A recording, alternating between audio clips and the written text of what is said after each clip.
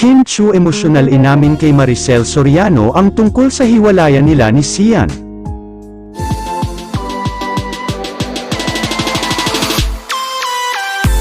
Trending sa social media ang naging revelasyon ng TV host actress na si Kim Chiu sa gitna ng kontrobersyang hiwalayan nila ng longtime partner na si Sian Lim.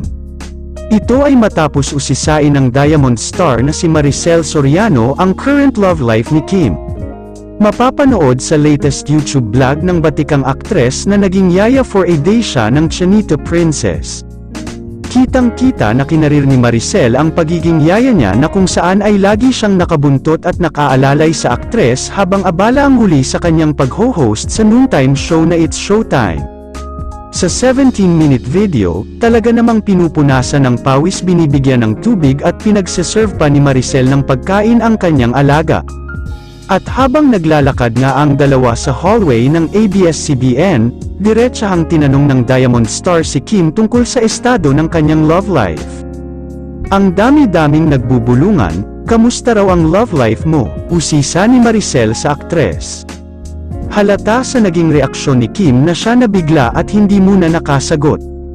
Dagdag ni Maricel, tinatanong nila love life mo hindi naman ako makasagot dahil hindi naman ako ikaw. Tugon naman ni Kim, sino ang nagtatanong sayo? Mga fans mo, nagtatanong sila, ani naman ng veteranang aktres. Bigla namang napahalakhak si Kim at sabay sabing ang love life ko ay nakahang ngayon, parang telepono ba, pabirong follow-up question ni Maricel. Sagot naman sa kanya ang Chinito Princess, oo. Pagkatapos niyan ay tila iniwas na ni Kim ang topic at bigla na niyang inayang kumain si Maricel.